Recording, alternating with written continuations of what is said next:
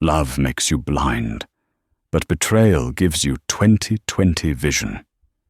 Everyone in Boston's high society thought Madeline was nothing more than a charity case, a quiet, penniless orphan, lucky enough to marry into the prestigious Preston family. They treated her like a maid in her own home. When her husband, Oliver, finally handed her divorce papers to marry a wealthier woman, his family laughed as she packed her bags. They didn't know that the signature she left on those papers was the only thing protecting their empire from total collapse. They kicked out a housewife, but they just declared war on a billionaire. The crystal chandelier in the foyer of the Preston estate hadn't been dusted properly. At least, that was what Victoria Preston was currently screaming about. Her voice, shrill and piercing, echoed off the marble floors, bouncing down the hallway to where Madeline was on her knees, scrubbing a phantom stain out of the Persian rug. "I asked for this house to be pristine for the gala tonight, Madeline," Victoria snapped, looming over her daughter-in-law. The older woman was dressed in a Chanel suit that cost more than Madeline's entire wardrobe from the last 3 years combined. If you cannot contribute financially to this family, the very least you can do is manage the household staff efficiently. But you can't even do that, can you? You're just existing. Madeline didn't look up. She kept her eyes focused on the intricate patterns of the rug. 3 years. It had been 3 years of this. When she had first met Oliver Preston, he had been charming, a man who claimed he didn't care about money or status. He had swept her off her feet, ignoring the fact that she was a nobody from nowhere, with no dowry and no connections.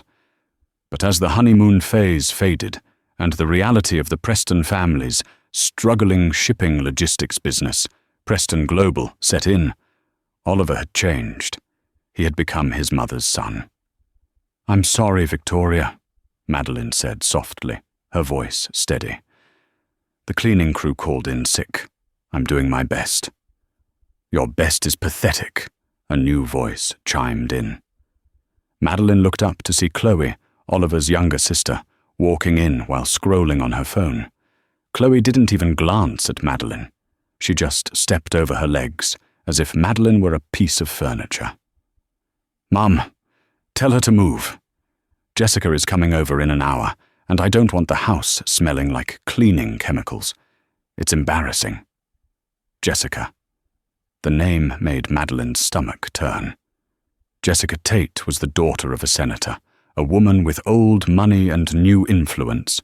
She was everything the Prestons wanted Madeline to be, and lately Jessica had been around a lot. "Get up," Victoria commanded. "Go to your room and stay there. When Oliver gets home, he has news for you.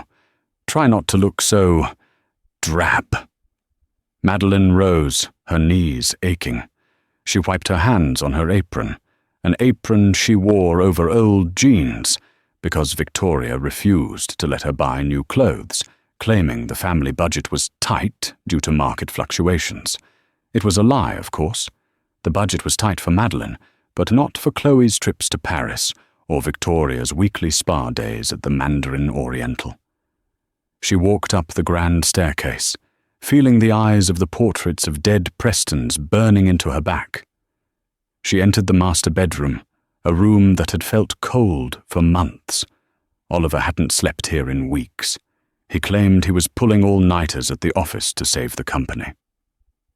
Madeline sat on the edge of the bed and looked at the clock. 6:00 p.m. He would be home soon. At 6:45 p.m., the heavy oak door creaked open.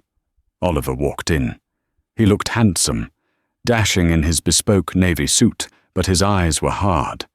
There was no warmth in them, no hint of the man who had once whispered promises of forever under the stars in Cape Cod.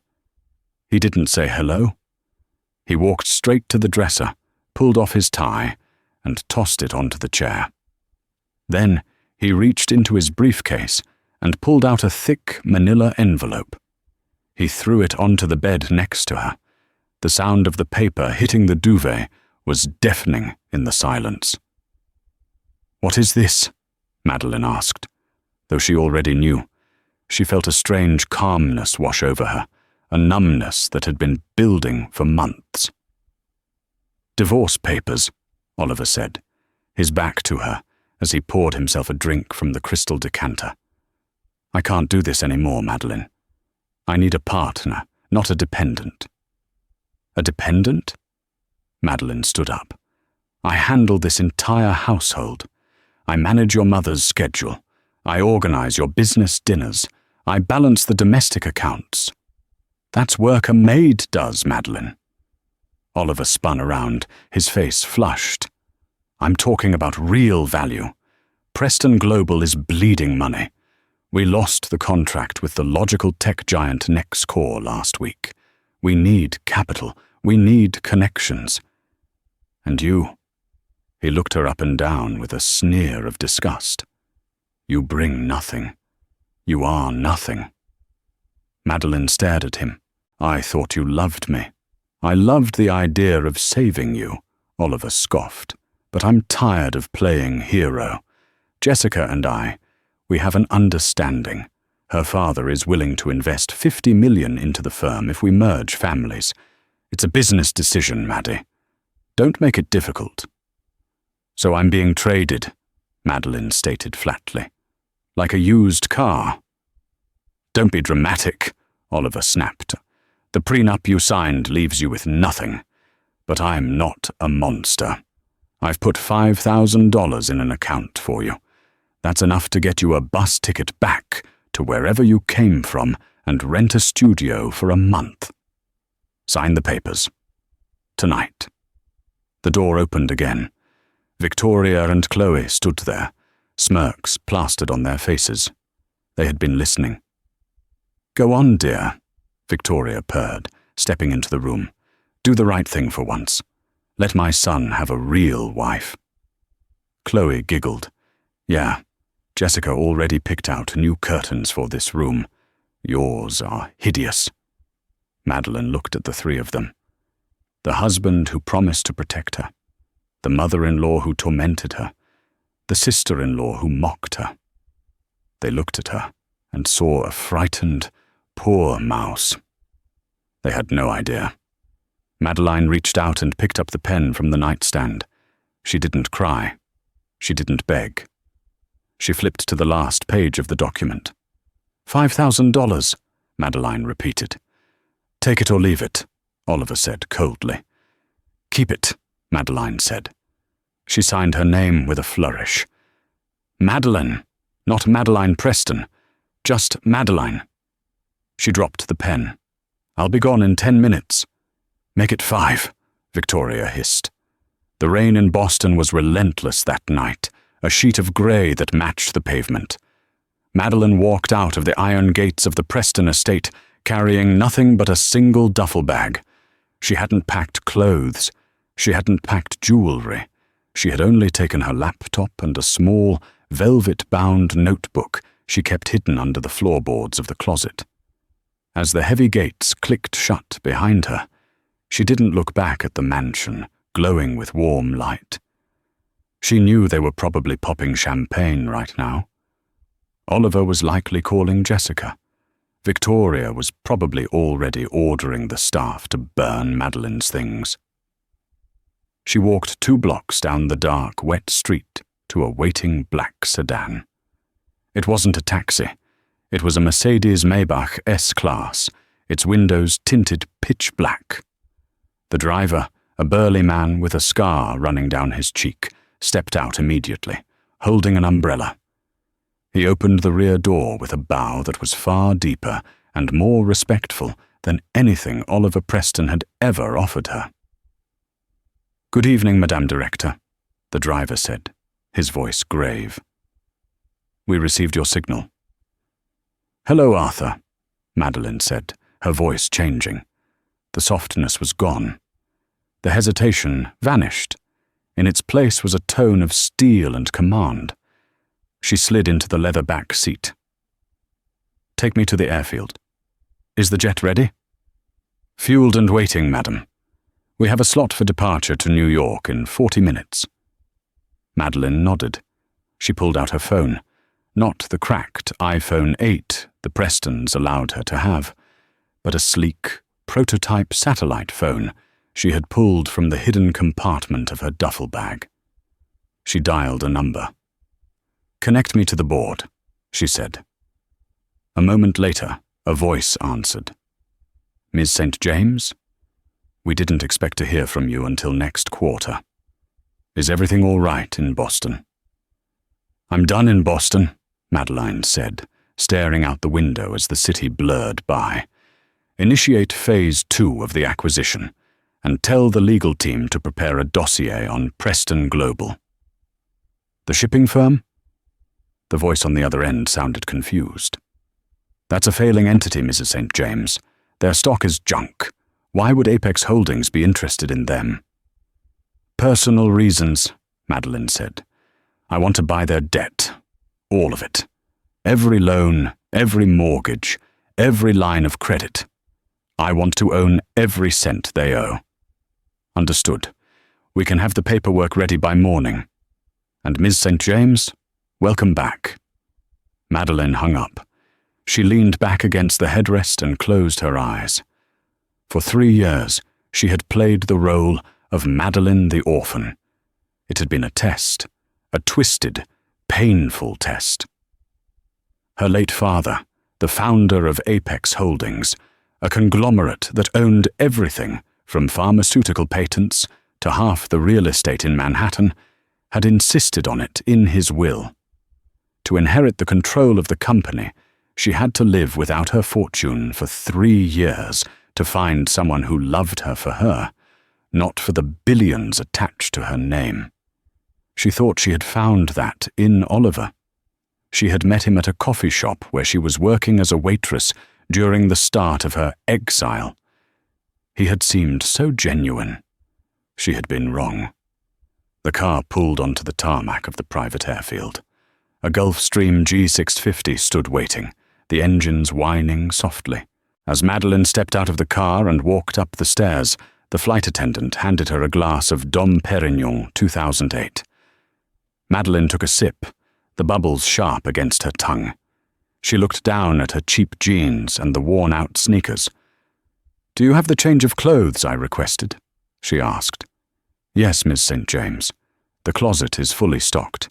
Dior, Alexander McQueen, and the custom suits from Savile Row." Madeline walked into the private cabin. She stripped off the clothes of the poor wife. She put on a sharp, crimson pantsuit that fit her like a second skin. She put on her diamond earrings, the ones worth more than the entire Preston estate. She pulled her hair back into a severe, powerful bun. She looked in the mirror. Madeline the victim was dead. Madeline St. James, the CEO of Apex Holdings and the youngest female billionaire on the Forbes list, had returned. Meanwhile, back at the Preston estate, the mood was celebratory. Oliver sat in the leather armchair, a glass of scotch in his hand. Jessica was on his lap, tracing the line of his jaw with a manicured finger.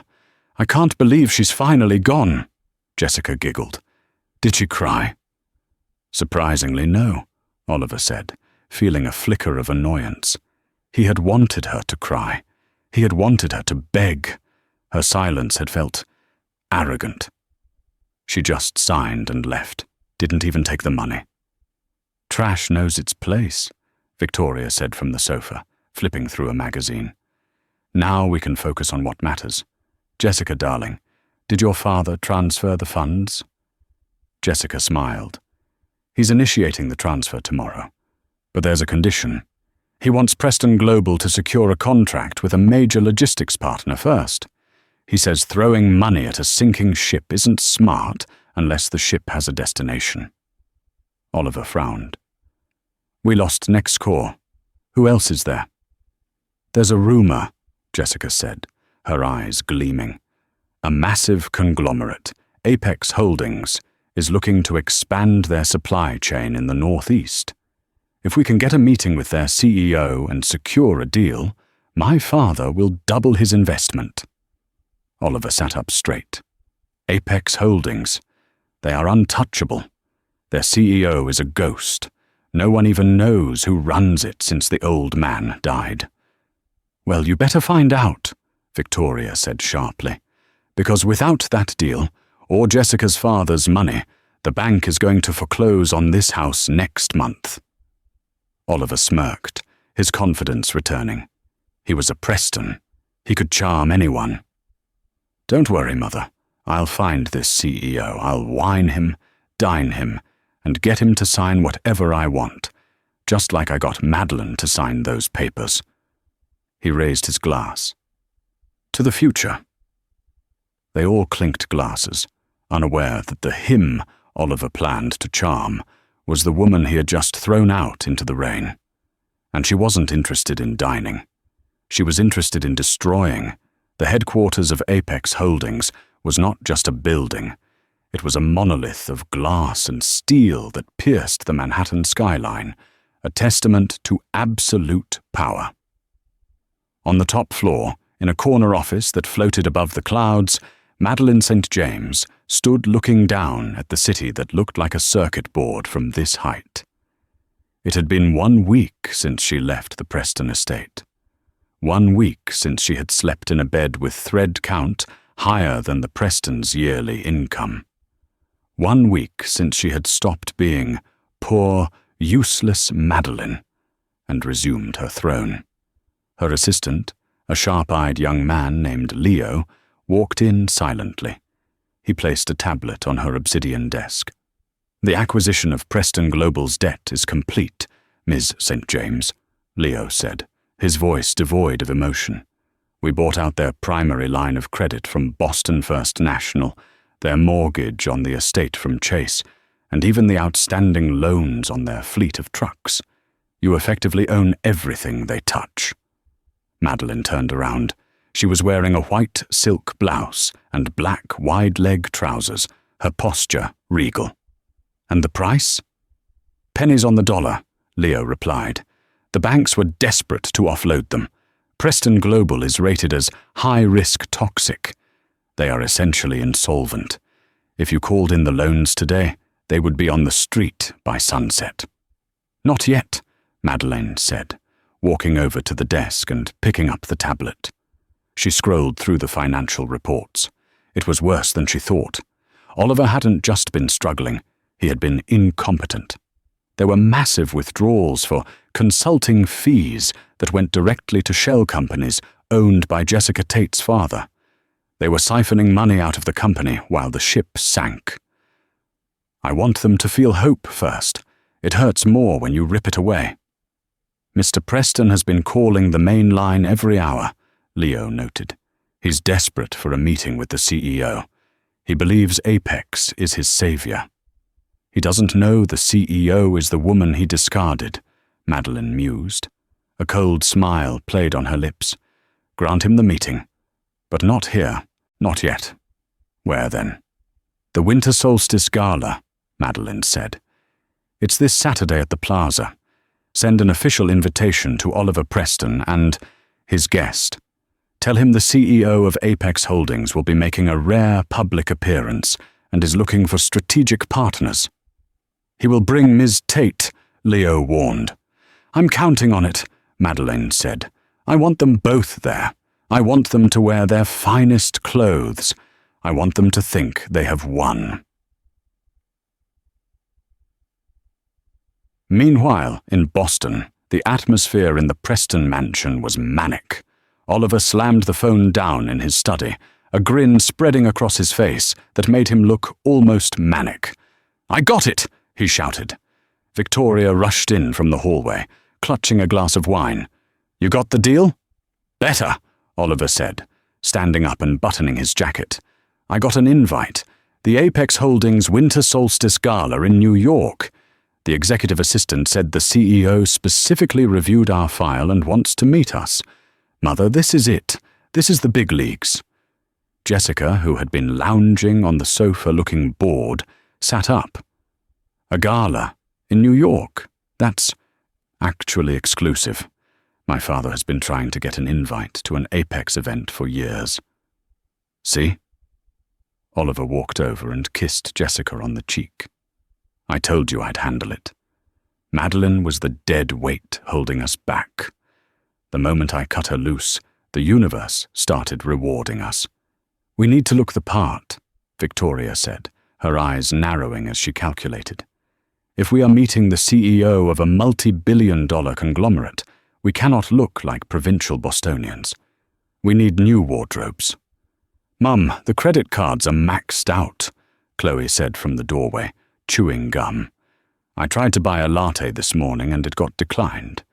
Embarrassing. Don't worry about the cards, Oliver said, waving his hand dismissively. I'll authorize a temporary overdraft on the company account. Once we sign this deal with Apex on Saturday, we'll get a signing bonus that will cover everything. Spend whatever you need. We have to look like we belong.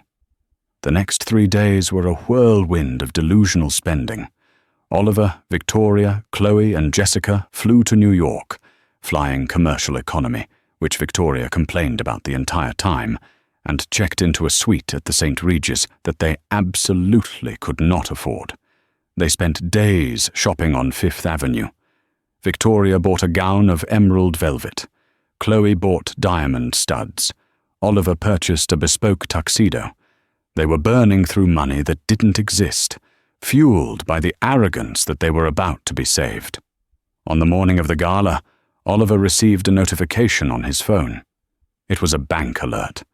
Preston Global's accounts were frozen due to ownership transfer. He frowned, staring at the screen. He tried to log in, but his access was denied. Is something wrong, darling? Jessica asked, emerging from the bathroom in a silk robe. Just a glitch, Oliver lied quickly, shoving the phone in his pocket. He couldn't panic now, not today. The bank merges systems on weekends sometimes. Come on, get dressed. Tonight we become royalty. He didn't know that the ownership transfer wasn't a glitch. It was the first tightening of the noose. The debt had officially settled in the accounts of MSJ Trust. The grand ballroom of the Plaza Hotel had been transformed into a winter wonderland.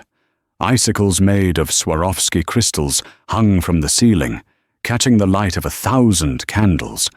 White roses imported from Ecuador covered every surface. The air smelled of expensive perfume, old money, and power. The elite of the world were there.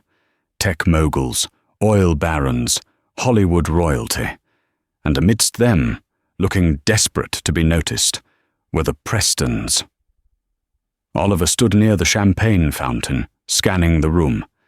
He felt out of place, though he would never admit it. The people here didn't just have money. They had empires. Do you see him? Victoria whispered loudly, clutching Oliver's arm. The CIO?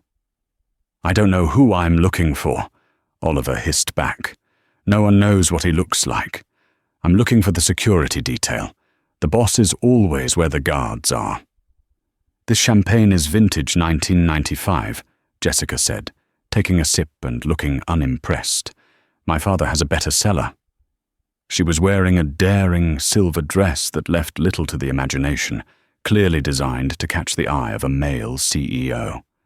Suddenly, a hush fell over the room near the entrance. The crowd parted like the Red Sea. A woman walked in. She was wearing a gown of deep, blood-red silk that seemed to flow like liquid around her frame.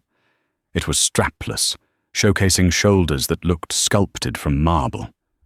A necklace of rubies and diamonds, heavy and ancient, rested against her throat. Her dark hair was swept up in an intricate style, held in place by diamond pins. Her back was to Oliver, but the room was captivated. Photographers were forbidden, but eyes followed her every move. That must be a movie star, Chloe whispered, envious. Look at that dress. That's a custom Vera Wang. Has to be. Forget her, Oliver said, though he couldn't take his eyes off the woman. There was something familiar about her posture, the way she held her head high, the straight line of her spine. We need to find the Apex executives. The woman in red turned to speak to a waiter, her profile illuminated by the soft light. Oliver froze. The glass of champagne in his hand slipped, shattering on the marble floor. "Oliver, you clumsy idiot!" Victoria shrieked, jumping back to avoid the splash. But Oliver didn't hear her. He was staring at the woman. He blinked, sure that the stress was making him hallucinate. "Madeline?" he whispered. "What?" Jessica laughed. "Don't be stupid. Madeline is probably scrubbing toilets in a diner in New Jersey right now." "No," Oliver said, his voice trembling with a mix of confusion and sudden, hot anger.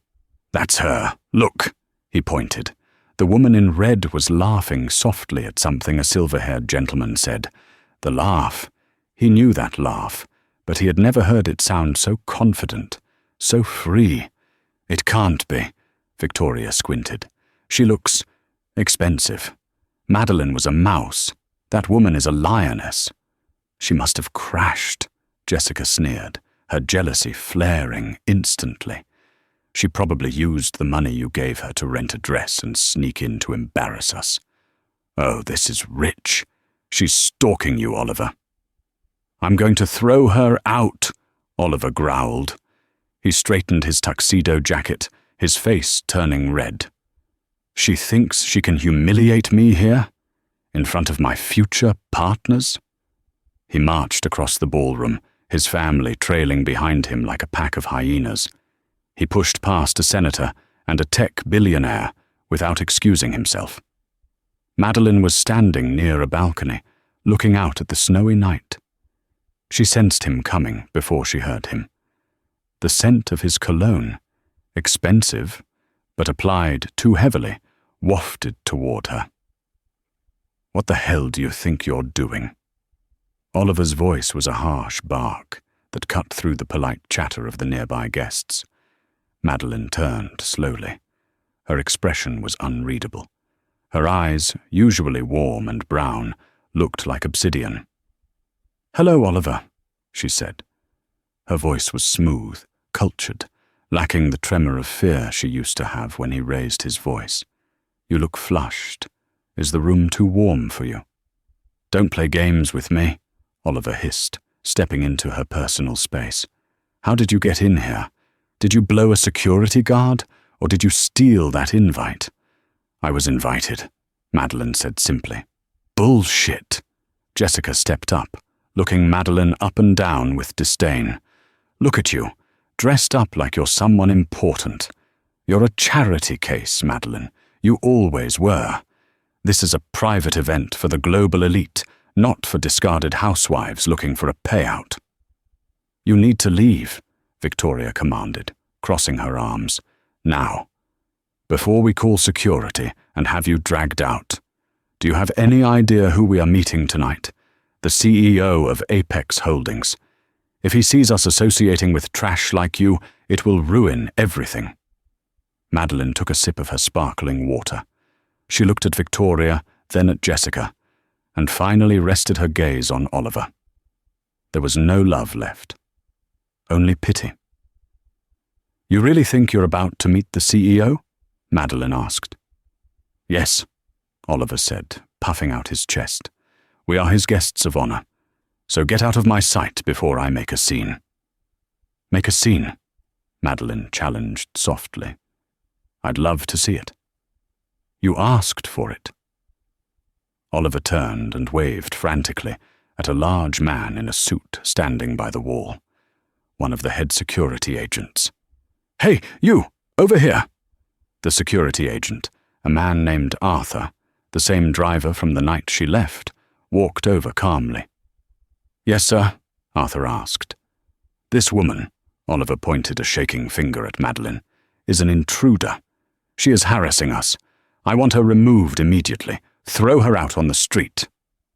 Arthur looked at Oliver. Then he looked at Madeline. "Is there a problem, ma'am?" Arthur asked Madeline, his tone deferential. Oliver dropped his hand. "Why are you asking her? I told you to throw her out. Do you know who I am? I am Oliver Preston."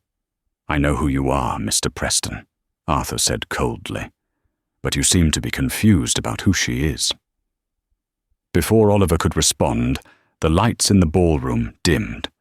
A spotlight hit the center stage. A voice boomed over the speakers. "Ladies and gentlemen, distinguished guests, please welcome your host for the evening, the chairwoman and CEO of Apex Holdings." Oliver smirked. Finally. "Now you'll see, Madeline. Now you'll see real power." He turned to the stage, expecting a man to walk out. The announcer continued, "Ms. Madeline St. James." The room erupted in applause. Oliver froze. The name hung in the air like a guillotine blade. St. James? Madeline's maiden name was James. Just James. Or so he thought. He turned back to look at Madeline. She handed her glass to Arthur. She smoothed her red dress. "That's my cue," she said calmly to Oliver, whose face had gone ash-white. "Enjoy the gala, Oliver. Try the shrimp. It's excellent." She walked past him, her shoulder brushing against his arm. She ascended the stairs to the stage, the spotlight following her, turning her red dress into a beacon of fire. Oliver stood paralyzed. Victoria clutched her chest, looking like she was having a heart attack. Jessica's mouth hung open, her silver dress suddenly looking cheap and tacky. Madeline reached the podium. She looked out at the crowd, her face projected on massive screens behind her. She looked powerful, beautiful, untouchable. "Good evening," she said into the microphone, her voice echoing through the silent hall. "Thank you all for coming. Tonight is about the future. It's about shedding the dead weight of the past and investing in true value." She locked eyes with Oliver across the room. Even from that distance, he felt the impact. "Sometimes," she continued, "you have to let things fall apart so something better can fall together. And sometimes you have to acquire your enemies to teach them the cost of betrayal."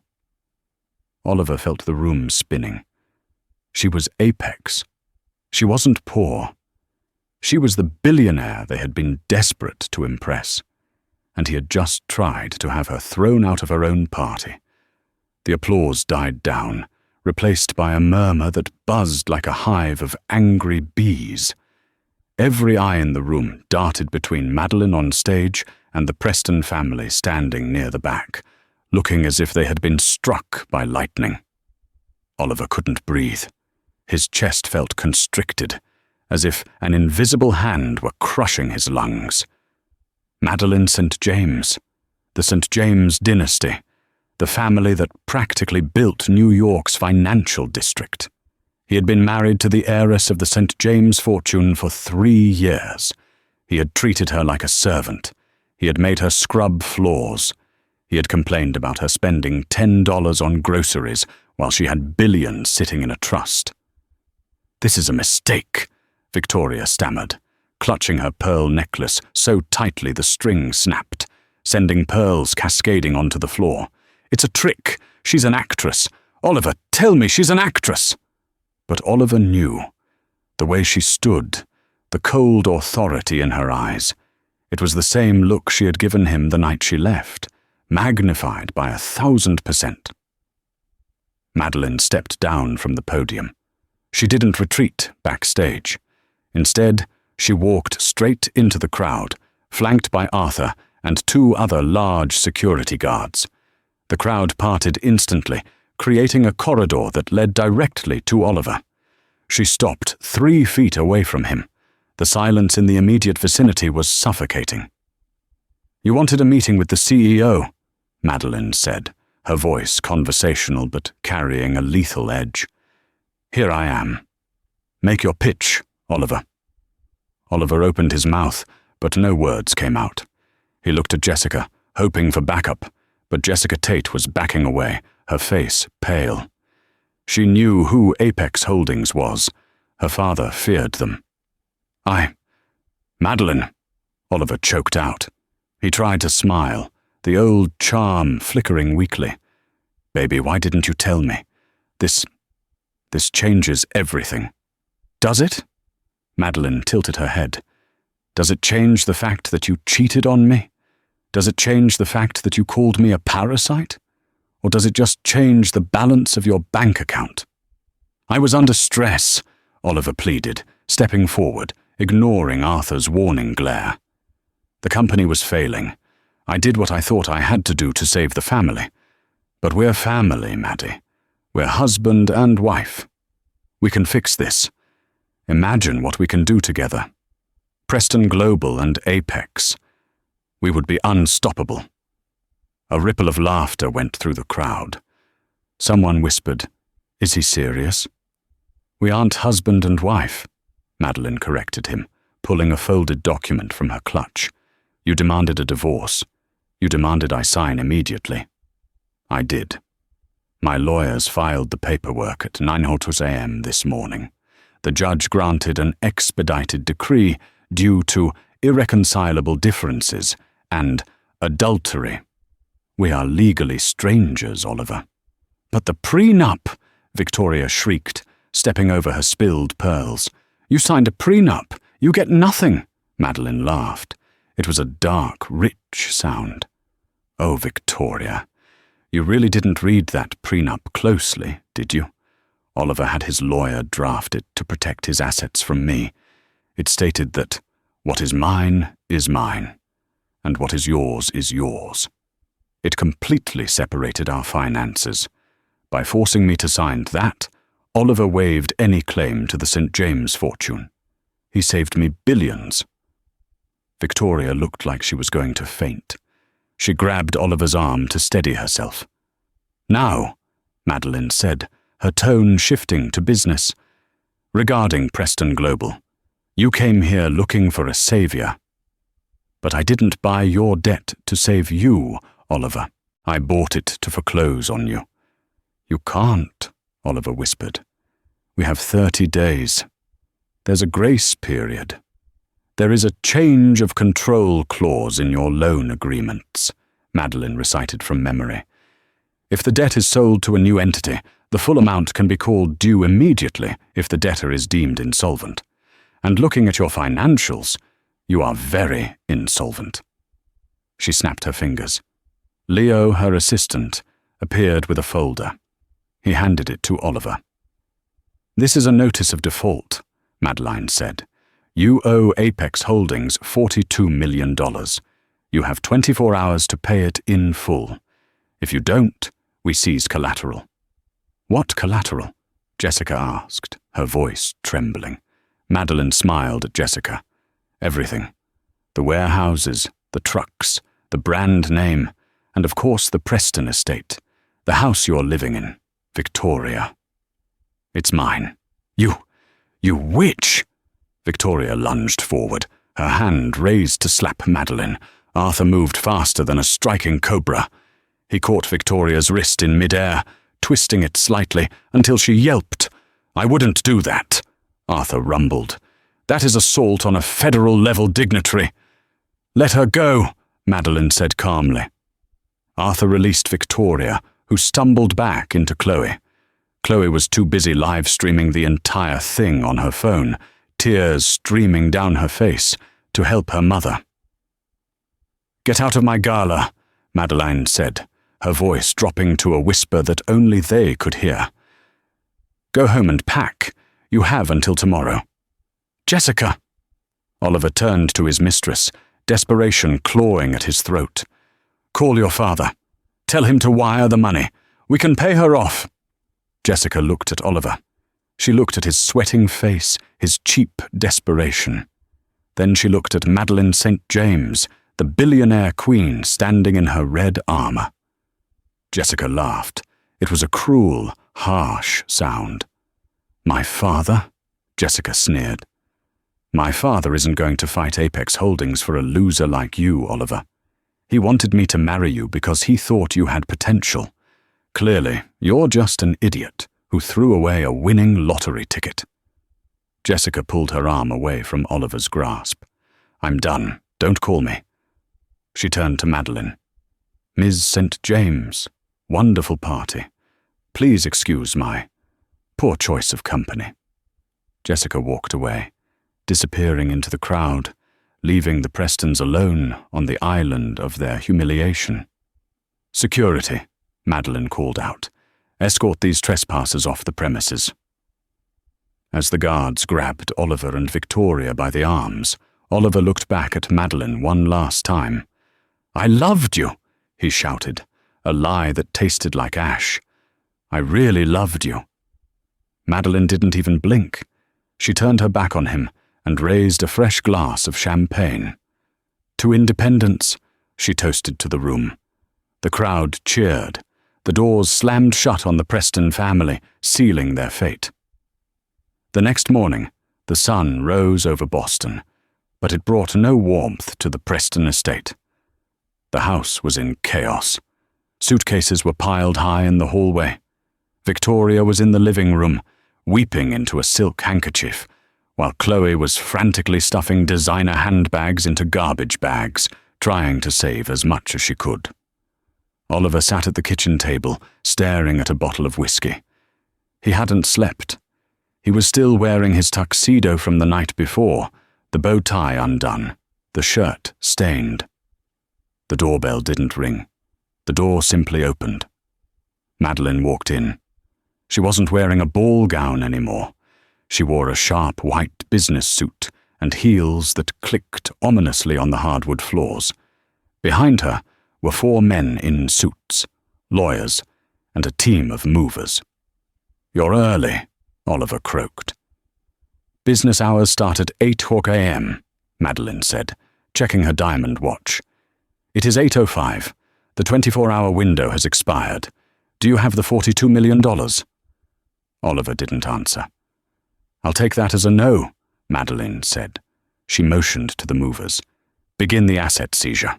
"You can't take my things," Victoria screamed, jumping up from the sofa. "My furs, my jewelry. Those are personal items." "Actually," one of the lawyers stepped forward, adjusting his glasses. "According to the bankruptcy filings Mr. Preston signed 3 years ago to keep the company afloat, personal assets of all guarantors were listed as collateral. Since Mrs. Victoria Preston is a co-signer on the mortgage, yes, the furs are property of Apex Holdings." "Take them," Madeline ordered. The movers began to strip the house. They took the paintings off the walls.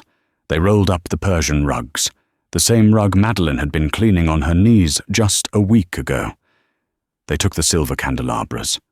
Madeline walked through the house like a ghost. She went into the dining room.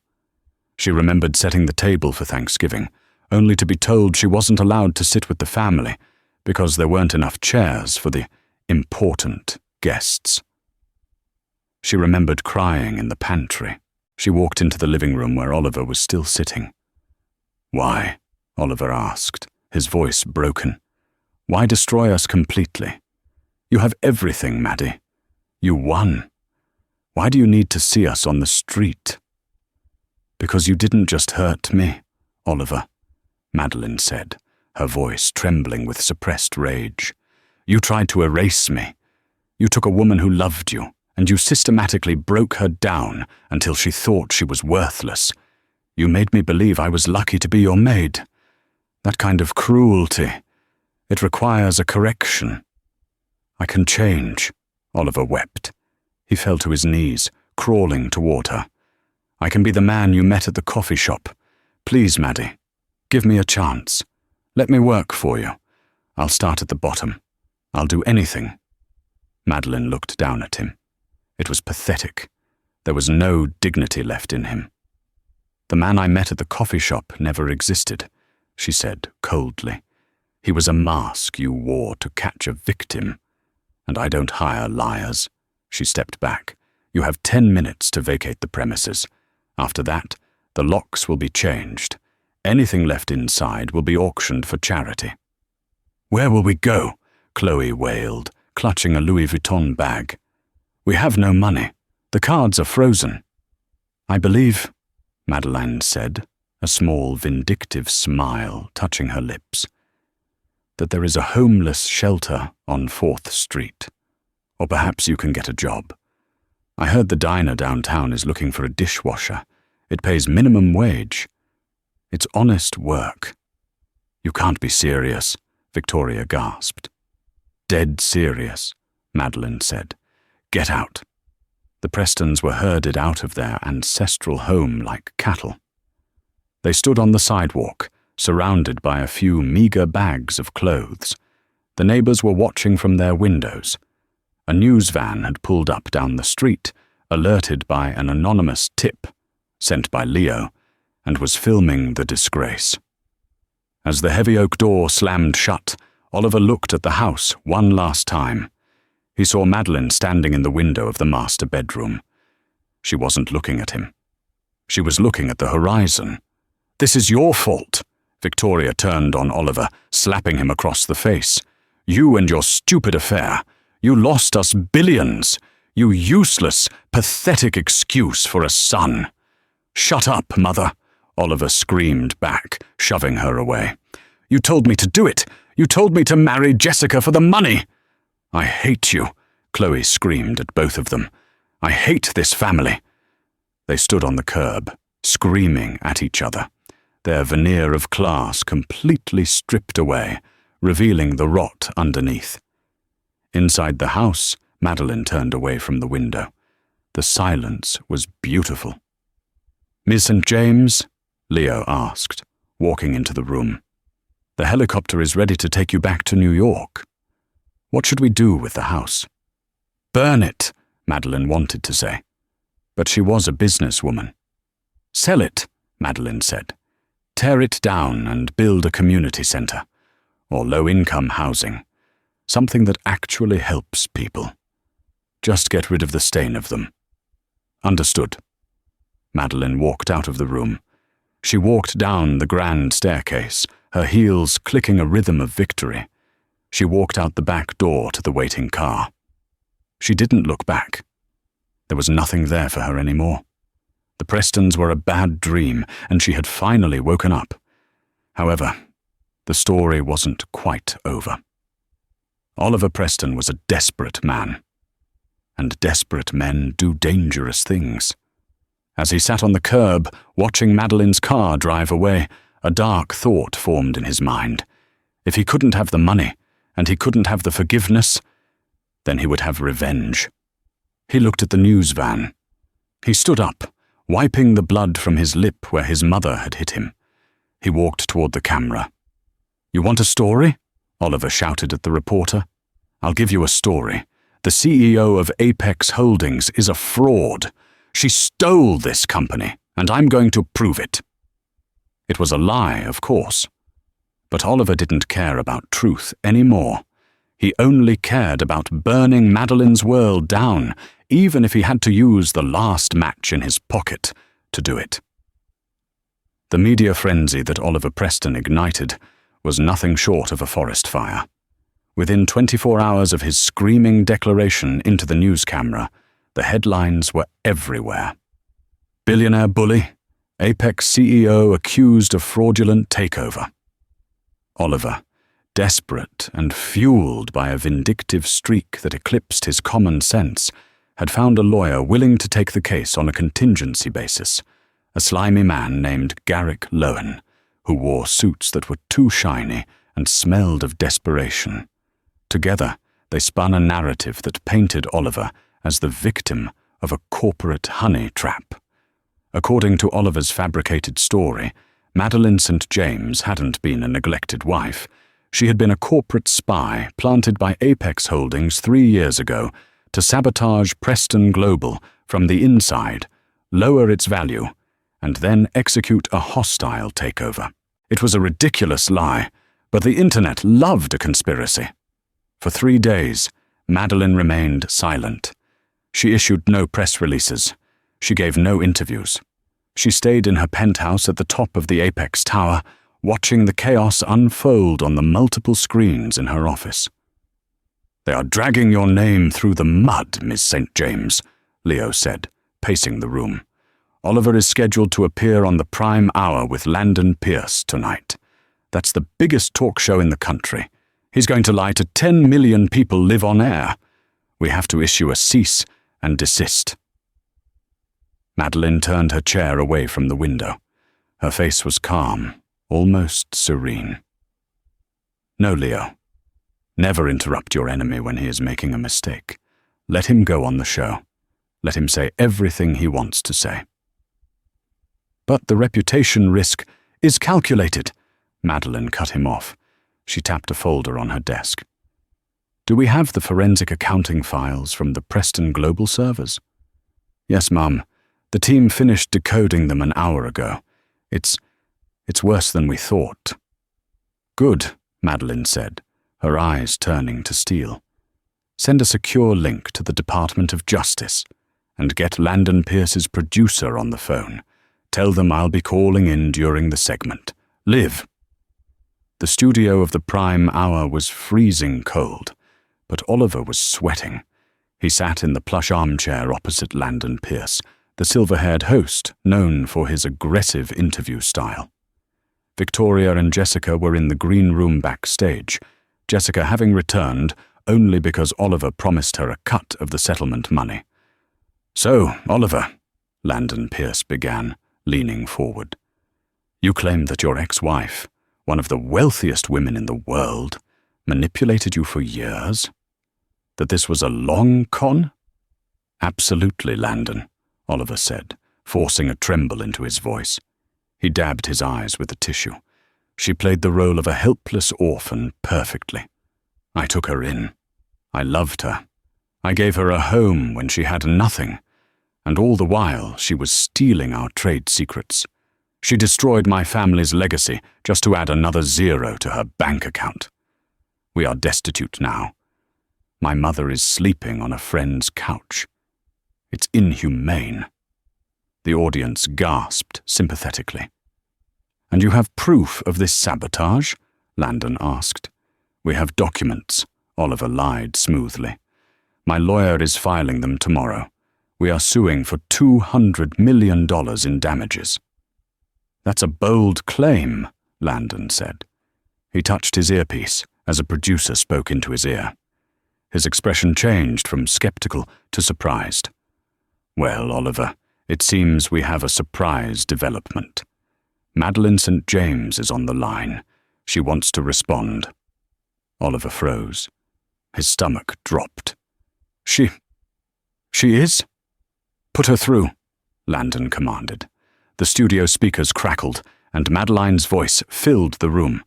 It was crystal clear, calm, and terrifyingly authoritative. Good evening, Landon, she said. And hello, Oliver. Maddie, Oliver stammered, trying to regain his footing. I'm surprised you have the nerve to call in after what you did. I'm calling to save you, Oliver, Madeline said. Save me? Oliver scoffed. From what? Your lawyers? No, Madeline said. From perjury, and from federal prison. The audience went silent. What are you talking about? Oliver demanded, though his voice cracked. You accused me of sabotage, Madeline continued. But when I acquired Preston Global, I acquired your servers. I had my forensic team go through 3 years of emails and transaction logs. I was looking for mismanagement. I found felonies. That's a lie, Oliver shouted, standing up. Cut her off. She's lying. Sit down, Oliver, Landon Pierce said sharply. Go on, Ms. St. James. I found the consulting fees you were paying to the Blue Water Corp in the Cayman Islands, Madeline said. $3 million a year. You told your board those were for logistics consulting. But Blue Water Corp doesn't do logistics, Oliver. It's a shell company linked to the Petrov Syndicate. The color drained from Oliver's face, so completely he looked like a corpse. You weren't losing money because of bad markets. Madeline's voice was relentless. You were laundering money for an international arms dealer. You and your mother, Victoria. You were using the shipping containers to move illegal contraband through Boston Harbor. Turn it off, Oliver screamed, looking at the cameras wildly. This is slander. I'll sue this network. I forwarded the files to the FBI an hour ago, Madeline said. And Oliver, if you look to your left, I believe the authorities are arriving now.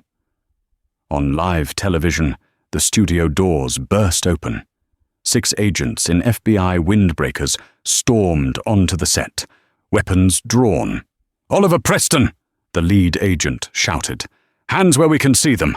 You are under arrest for money laundering, racketeering, and conspiracy to commit fraud."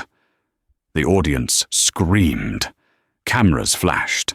Oliver was tackled to the ground, handcuffed and dragged away, kicking and screaming obscenities at the ceiling.